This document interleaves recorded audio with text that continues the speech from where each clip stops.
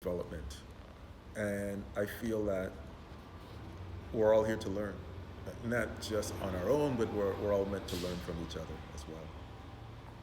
No, and I think that's a good point too, because I think usually when people look at any kind of African spirituality, at home or abroad, it's usually either vilified or very look like, well, what is it?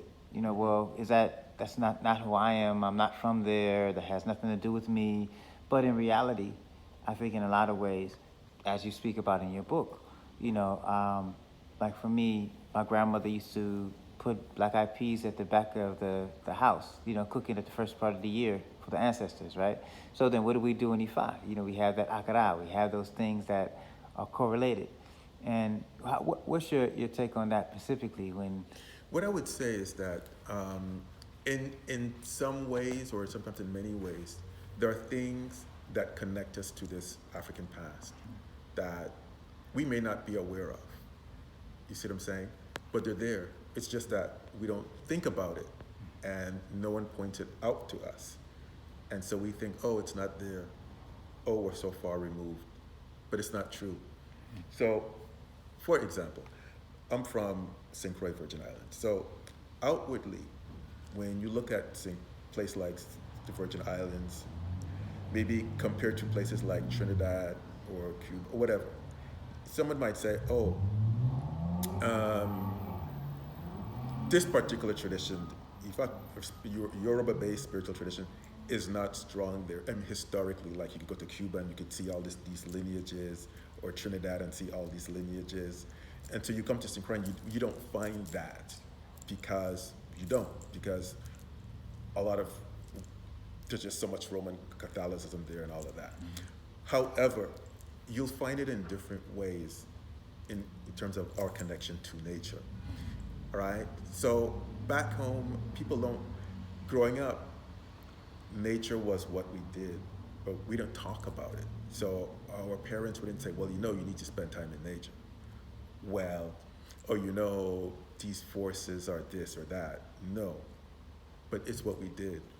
We went to the beach, we went to the waters, we grew food, we were closer to nature in that sense. My mother made oils, she made coconut oils for our skin.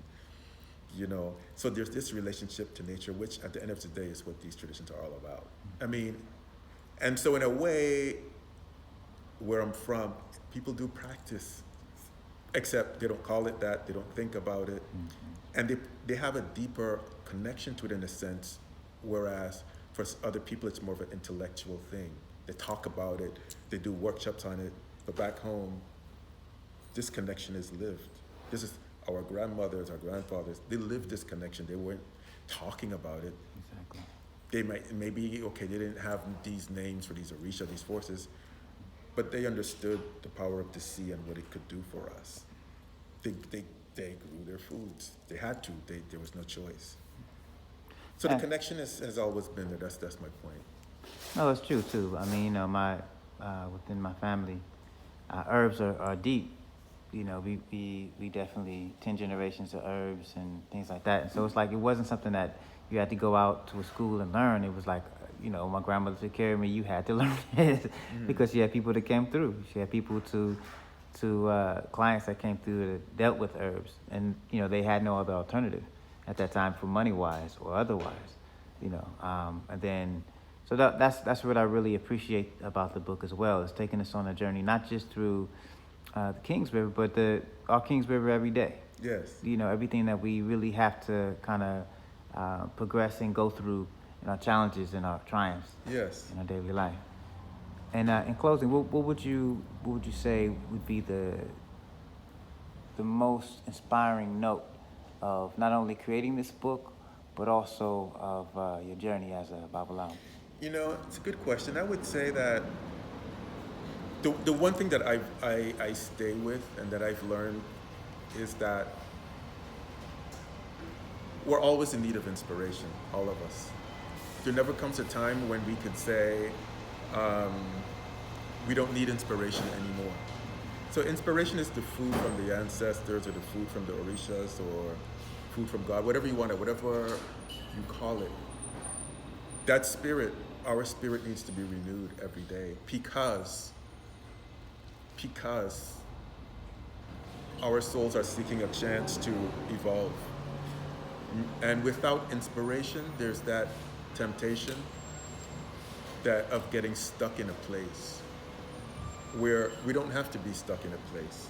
In other words, we can be better. We can be wiser. We can be more productive. We can lead more fulfilling lives. We can be of greater service.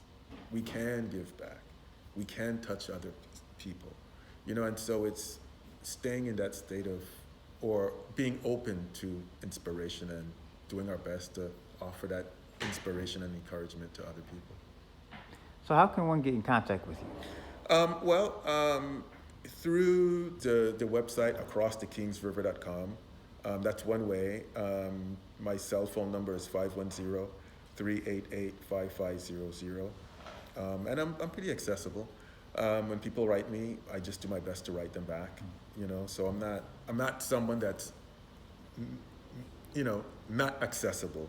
The way how I see it, we're all in this journey to learn from each other. So I don't put myself like up above anyone else. You see what I'm saying?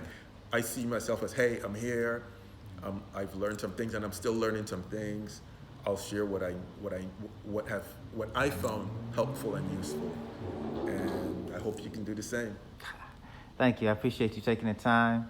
And also, the book, also they can order it online? Yeah, so Meditations Across the Kings River, if someone wants a signed copy of the book directly from me, they could just reach out to me by email or by phone, or go to my website, contact me that way, and I could send you a signed copy with a just personalized message. Or if it doesn't matter to you, you can get it from Balboa Press online, which is our publisher. But the book is also available on Amazon.com, Barnes & Nobles. Where else? So many online retailers carry it. If you're in the Bay Area and you want to get the book locally, Marcus Books should have some, or they did at one time. Walden Books, The Raven's Wing. Yes. And also Bandung Books here. Bandung Books, that's correct. Bandung Books, yes. At Eastside Arts Alliance. Yes. And shout out to Bandung Books for all the work that they're doing in our community. We deeply appreciate it. Thank you. Appreciate it. But, you know, this is right here in the community, too, right on International Boulevard, right next to Eastside Arts Alliance. Good work and for the children and things like that. Thank you also again. I really appreciate you coming out today. I appreciate you taking the time out. It's been meaningful to spend time with you.